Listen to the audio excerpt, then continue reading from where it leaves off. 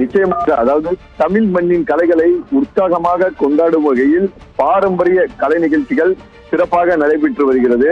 பொங்கல் பண்டிகையொட்டி தமிழக அரசின் கலை பண்பாட்டுத்துறை சார்பில் சென்னை சங்கமம் நம்ம ஊர் திருவிழா கடந்த 14ஆம் தேதி துவங்கியது. இதனை முதல்வர் மு.க.ஸ்டாலின் துவக்கி வைத்து சிறப்பித்தார். 14ஆம் தேதி துவங்கிய நிகழ்ச்சி நாளை வரை நடைபெறுகிறது. சென்னை தீவுத்திடல், செம்மொழி பூங்கா, எலிட் கடற்கரை, திருவான்மில் கடற்கரை, அண்ணா நகர் டவர், ராயபுரம், ராபின்சன் பூங்கா, கே.கே. நகர் சிவன் பூங்கா, நாகேஸ்வர ராவ் பூங்கா உள்ளிட்ட 18 இடங்களில் திறந்தவெளி மைதானங்களில் இந்த கலை நிகழ்ச்சியானது நடைபெற்று வருகிறது.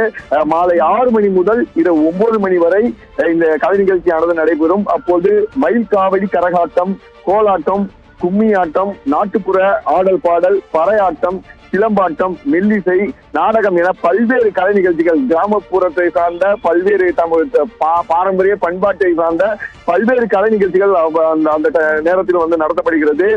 தமிழகத்தின் பாரம்பரியத்தையும் பண்பாட்டினையும் வெளிப்படுத்தும் நாட்டுப்புற கலைகளை சென்னை நகர மக்கள் கண்டுகளிக்கவும் நாட்டுப்புற கலைஞர்கள் பயன்பெறவும் இந்நிகழ்ச்சிகள் நடத்தப்படுகிறது. இளம் தலைமுறைக்கு தமிழர் பாரம்பரிய கலைகளை எடுத்து செல்வதற்கு ஏதுவாக நடத்தப்படும் நிகழ்ச்சிகள் அடிக்கடி நடத்தப்பட வேண்டும் என்பது பொதுமக்களுடைய கோரிக்கையாக உள்ளது. கிராமத்தில் இருப்பது போன்ற ஒரு உணர்வு தங்களுக்கு ஏற்படுவதாக இந்த நிகழ்ச்சியை கண்டுகளித்த பொதுமக்கள் தெரிவிக்கின்றனர். எனவே தங்களுடைய பாரம்பரிய கலை நிகழ்ச்சிகளை இங்கு நகரத்தில் பார்ப்பது மிகவும் உற்சாகமாக, மிகவும் மகிழ்ச்சியாக, மனதிற்கு லேசான வகையில் இருப்பதாக பொதுமக்கள் கருத்துக்களை தெரிவிக்கிறார்கள்.